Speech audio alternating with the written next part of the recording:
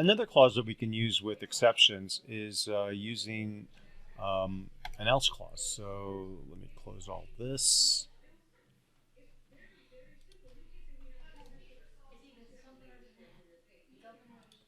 And so I'm going to make a demo called else clause. And let's say that we have a while true, and we're going to, let me make this a .py. Let's see, hit F2 and rename this to .py. So we'll do a while true for an infinite loop. And let's say we wanted to get input from the user. So we're going to put inside of a try block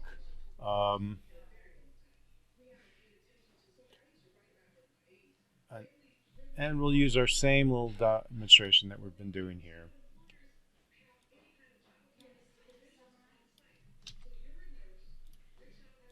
And so let's say that we're trying to get some numbers here, and we're going to try this. And if it doesn't succeed, we're just going to catch here just the generic exception,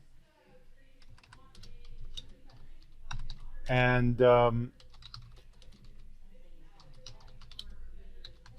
just say error, please try again. Now normally you'd want to catch all of the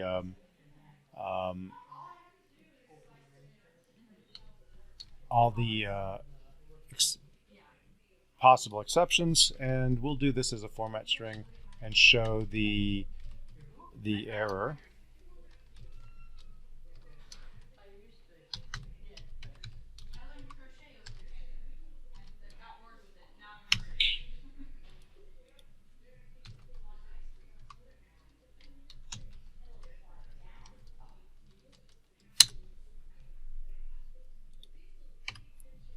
And then what we're going to do is we're going to put an else clause in here. And so we'll put a break here. So what will happen is if we get an error, it will display the exception. Otherwise, and then it'll come back around and you can try again. As soon as we get a good response, it will break. So let's try this.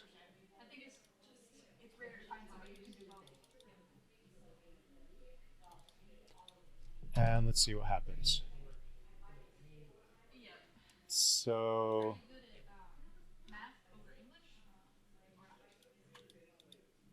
let's try again.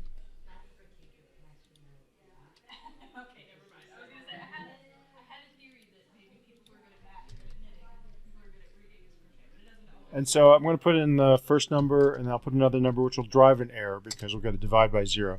And we see the error and it asks us to try again. If I'll try 5. We get the can't convert string error.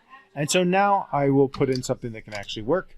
We get the answer and then it stops. So the else basically executes if we don't have any exceptions. It's very similar to the else with else ifs, but it works with the exceptions. And so you can use this as another type of branching statement.